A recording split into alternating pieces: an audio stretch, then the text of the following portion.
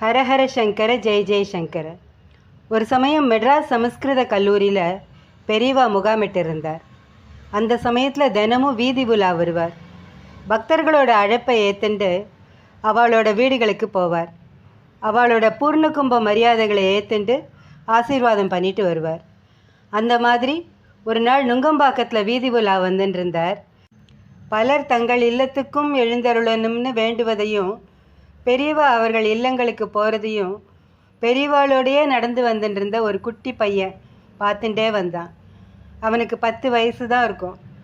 குழந்தை தானே, குறுன்னு எல்லாத்தையும் பார்த்துட்டு இருந்தான். அவன் பரம ஏழைன்னு அவன் போட்டுட்டு இருந்த ட்ரெஸ்ஸே சொல்லித்து. ஆனால் பெரிய பெரிய மனிதர்களும் ஆச்சார சீலர்களும் பெரியவாளை வரவேற்கிறத பார்த்ததும் அந்த குழந்தைக்கு வேறு எதுலேயும் சிந்தனை போல. அவனோட ஒரே ஆசை பெரியவாளை தானும் தன்னோட இல்லத்துக்கு அழைக்கணுங்கிறது தான். அவனுக்கு பெரியவாளை எப்படி கூப்பிடணுங்கிறது கூட தெரியல. பெரியவா பெரிய மடாதிபதி, தானோ குட்டியோண்டு பையன், கிழிசல் நிக்கரும் பட்டன் இல்லாத சட்டையும் போட்டுட்டு திரிஞ்சுன்னு இருக்கோம். நாம் கூப்பிட்டா பெரியவா வருவாரான்னு எல்லாம் அந்த குழந்தை யோசிக்கவே இல்லை. அது தம்பாட்டுக்கு கர்மயோகியாக தன்னால் ஆன முயற்சியை தனக்கு தெரிஞ்ச பாணியில் செய்ய ஆரம்பிச்சுது. எப்படி? சார் எங்காத்துக்கு வாங்கோ, சார் எங்காத்துக்கும் வாங்கோ சார். அடிக்கு ஒரு தரம் பெரியவாளுக்கு பக்கத்தில் போய் கூப்பிட்டுட்டே இருந்தான்.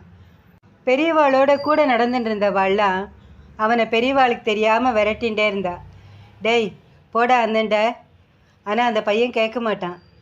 சிலர் அந்த குழந்தையோட தோளையும் கையும் பிடிச்சி பின்னுக்கு தள்ளினான். நாம் எல்லாரும் வெளியில் தெரிகிற உருவத்தை தானே பார்க்குறோம். ஆனால் அந்த பையன் கொஞ்சம் கூட தளர்ந்தும் போல் விடுறதாகவும் இல்லை. பின்னாடி தள்ளப்பட்டதும் தள்ளப்பட்ட அதே வேகத்தில் வேறு பக்கமாக 10 அடிக்கு ஒரு தடவை பெரியவாளை நெருங்கி, சார் சார் எங்காத்துக்கும் வந்துடுங்கோ சார். பெரியவாளை அவன் சார் சார்னு கூப்பிடுறது எல்லாருக்கும் வேடிக்கையாக இருந்தது. ஆச்சு, இதோ அவனோட வீடு இருக்கிற தெரு மனை வந்துடுத்து. பெரியவா வலது பக்கமாக திரும்பிட போகிறாரேன்னு அவனுக்கு ஒரே பரிதவிப்பு. சார் சார் அந்த பக்கம் போயிடாதீங்க சார், இந்த பக்கமாக வாங்க சார், எங்காத்துக்கும் வந்துட்டு போங்க சார், கண்ணீரோடு கெஞ்சினான். நமக்கே மனசு உலுக்கரிச்சே, மகாமாதாவுக்கு மனசு இறங்காதா என்ன? பெரியவா புன்முறுவலோட, கண்ணா இந்த சாரோட ஆமை எங்கே இருக்குன்னு பாரு, விசாரிச்சுட்டு அந்த பக்கமாக போ அப்படின்னார். அந்த குழந்தைக்கு சந்தோஷம் தாங்க முடியல. இதோ இந்த பக்கம்தான், இப்படி வாங்கோ சார், முன்னால் வழி காட்டிட்டு ஓடினான். அந்த குழந்தையோட வீடு பக்கத்து தெருவில் தான் இருந்தது. வீடு வந்ததும் விருன்னு உள்ளே ஓடினான். அம்மா யார் வந்திருக்கா பாரு, சார் வந்திருக்காருமா. புண்டரீகனுக்காக அவன் வீட்டு வாசலில் அவன் கொடுத்த செங்கல் ஆசனத்து மேலே காலங்காலமாக நிற்கிறது பகவானுக்கு ஒன்றும் புதுசு இல்லையே. இன்றைக்கும் இந்த குழந்தையோட ஆசைக்காக அவன் வீட்டு வாசலில் நிற்கிறார் நம் கருணாமூர்த்தி. பெரியவா அந்த குட்டி சந்துக்குள்ளே நுழைஞ்சதை பார்த்ததும் அத்தனை பேரும் பெரியவா பாதங்களில் விழுந்தா. அந்த குட்டி பையனோட அம்மாவும் வெளியில் ஓடி வந்தா. பூர்ண கும்பம் கொடுத்து அழைக்கக்கூட வசதியில்லாத அந்த ஏழை குழந்தையோட அன்புக்கு மட்டுமே கட்டுப்பட்டு இதோ சார் நிற்கிறார், கஷாயமும் தண்டமும் பாதகுரடும் பக்தர் குழாமுமா. ஏழை பங்காளன் நினச்சாலே மனசை என்னமோ பண்ணுறது. இந்த அனுபவத்தை கேட்கறச்சே நம்ம அறியாமல் கண்கள் கசியறது.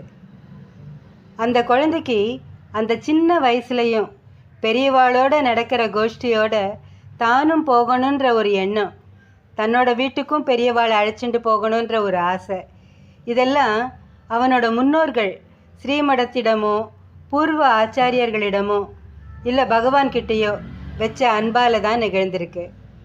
நம்மளோட சந்ததிகள் சந்தோஷமாக இருக்கணும்னு நாம் நினச்சா அவளுக்காக வாழ்நாள் முழுக்க நாயா பேயா ஓடி உழைச்சி பணத்தை, நகைகளை, வீடுகளை, நிலங்களை வாங்கி போடுறத விட கடவுள் பக்தியை சொல்லி கொடுத்து வளர்க்கணும்.